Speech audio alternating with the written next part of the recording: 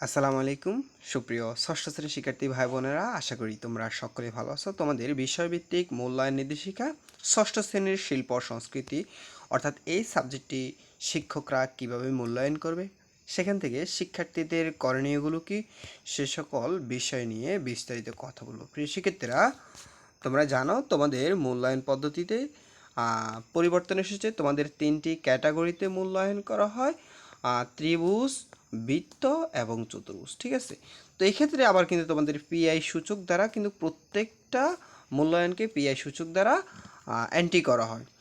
তো এখানে আমরা জানবো আমাদের যেই কাজগুলো মূল্যায়ন করবে সেই কাজগুলো কি, আমরা সেটাই আজকে জানবো। তো প্রিয় শিক্ষার্থীরা, এখানে অভিজ্ঞতা ওয়ান অর্থাৎ শিরোনাম হচ্ছে আনন্দধারা।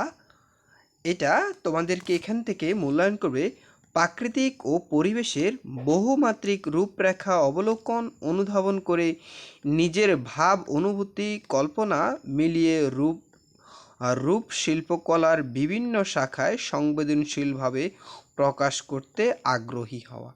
অর্থাৎ এখানে যে কাজটা মূল্যায়ন করবে, এখানে এই প্রশ্নটা কিভাবে মূল্যায়ন করবে, গাছের তালিকা তৈরি করতে বলা হবে, আনন্দের যাত্রা ভ্রমণ করতে বলা হবে, বন্ধু খাতা তৈরি করতে বলা হবে এই কাজ থেকে। ঠিক আছে, এরপরে গান নাচ ইত্যাদি, এরপরে ছড়া কবিতা ইত্যাদি প্রদর্শন বা পরিবেশন করতে বলা হবে। এখানে এই কাজগুলো তোমাকে এভাবে নেওয়া হবে। কিভাবে শিক্ষক মূল্যায়ন করবে সেই বিষয়টিও কিন্তু দেওয়া থাকবে। ঠিক আছে, এবং মূল্যায়নের জন্য প্রত্যেকটা মূল্যায়নের জন্য এখানে কিন্তু পিআই মান দেওয়া থাকবে। ঠিক আছে, ওকে, এটা হচ্ছে আমাদের অভিজ্ঞতা একে। আর এরপরে দেখো এখানে আবার ছোট করে কিন্তু এগুলো দেওয়া আছে, তোমার প্রত্যেকটা কাজের আবার আলাদা করে ভেঙে দেওয়া আছে যে প্রদর্শন এবং উপস্থাপনের ক্ষেত্রে উপকরণ ব্যবহার সচেতনতা প্রদর্শন করতে হবে। ঠিক আছে, এই যে তুমি যেটা প্রদর্শন করবে সেটার উপকরণগুলো সচেতনতা প্রদর্শন করবে।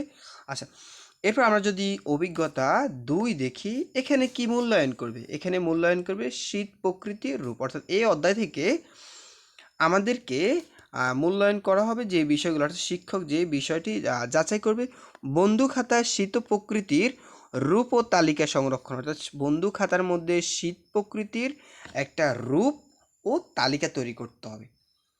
তো সেটা কি, যে প্রাকৃতিক পরিবেশ বহুমাত্রিক বিভিন্ন ধরনের রূপ অনুধাবন করে নিজের অনুভূতি প্রকাশ বা নিজের কল্পনায় মিশিয়ে নিজের মতো করে তুমি কি করবা, নিজের মতো করে কি করবা, এই পরিবেশ বা প্রকৃতির রূপ তৈরি করবা বা তালিকা তৈরি করে সংরক্ষণ করতে হবে। এটা হচ্ছে তোমার কাজ। এরপরে আবার এখানে তুমি লেখা বা গান অথবা নাচ ভঙ্গি ইত্যাদি মাধ্যমেও তুমি এই জিনিসটা উপস্থাপন বা পরিবেশন করতে হবে। ঠিক আছে, এটা হচ্ছে তোমাদের কাজ। এরপরে দেখো, এরপর আমরা যদি অভিজ্ঞতা তিনে যাই, যে অভিজ্ঞতা তিন, এখানেও সেম পলাশের রঙে রাঙানো ভাষা। এখানে এখানে আমাদেরকে যে বিষয়গুলো মূল্যায়ন করবে। ঠিক আছে, এখানেও সেম একইভাবে, তবে মনে রাখবা এখানে কিন্তু এই কাজটাকে আবার কিন্তু পিআই দ্বারা আলাদা করে করে তোমাদের কিন্তু এগুলো নির্ণয় করা হবে। ঠিক আছে, তো এক্ষেত্রে প্রত্যেক পিআই এর মধ্যে কী নির্ণয় করবে সেটা আবার কিন্তু ছোট করে তারা ভেঙে দেখিয়ে দিয়েছে, যে পারিবারিক ও সামাজিক ও জাতীয় ঘটনা প্রবাহ দেখে শুনে পড়ে প্রকাশ করতে পারা। অর্থাৎ জাতীয় জীবনে বিভিন্ন ঘটনা সমূহ দেখে পড়ে শুনে কি প্রকাশ করতে পারা, নিজের মতামত প্রকাশ করা, ওই ঘটনা বা ওই দিবসকে অভিজ্ঞতার সাথে নিজের অনুভূতি বা কল্পনা মিশিয়ে বিভিন্ন প্রকার বা বিভিন্ন শাখার প্রকাশ চেষ্টা করা, এই বিষয়টি। ঠিক আছে, এখানে শিক্ষকরা তোমাদের বিভিন্নভাবে প্রশ্ন করবে, যে প্রদর্শন ও উপস্থাপনের ক্ষেত্রে উপকরণ ব্যবহার করে সচেতনতা প্রদর্শন করা। ঠিক আছে, তোমাদের কাজগুলো কি এটা দেখে নাও। এরপরে দেখো, নিজের দৈনন্দিন কার্যক্রমে নান্দনিকতা ও সংবেদনশীলতার প্রয়োগ করতে পারা। এখানে কিভাবে মূল্যায়ন করবে, যে নাচনভঙ্গি অথবা প্রদর্শন অথবা এই পদ্ধতিতে। ঠিক আছে, আচ্ছা, অভিজ্ঞতা চার যদি দেখি, সেখানে স্বাধীনতা তুমি, এখান থেকে সেম আমাদেরকে এই কাজটা মূল্যায়ন করবে। তো এখানে পারিবারিক সামাজিক জাতীয় ঘটনার প্রবেশ। আচ্ছা শুনো, মূলত কাজটা কি আমরা একটু পড়ি। পারিবারিক ও সামাজিক জাতীয় জীবনে ঘটনাসমূহ দেখে রূপান্তর করো। তোমরা অধ্যায়গুলো ভালোভাবে পড়লে মূলত এই কাজটা তোমরাই নিজেরা আরও ক্লিয়ারলি বুঝতে পারবা, ঠিক আছে? এই অধ্যায়টা পড়তে হবে তোমাদেরকে, পড়লে তোমরা বুঝতে পারবা যে আসলে মূলত তোমাদের কাজটা কি, ঠিক আছে? আচ্ছা, যাই হোক, এরপরে দেখো নব আনন্দে জাগো, এটা হচ্ছে অভিজ্ঞতা 5।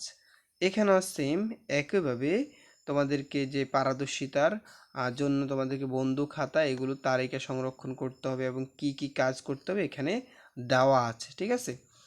এরপরে আমরা যদি এরপরে এখান থেকে এই কাজগুলো তোমরা এগুলো চাইলে এখান থেকে পড়ে নিতে পারো, ঠিক আছে? এখানে সবগুলো বিষয় পড়তে গেলে অনেক সময় লাগবে, ঠিক আছে? তোমাদের কাজগুলো কিন্তু অনেকভাবে দেওয়া আছে।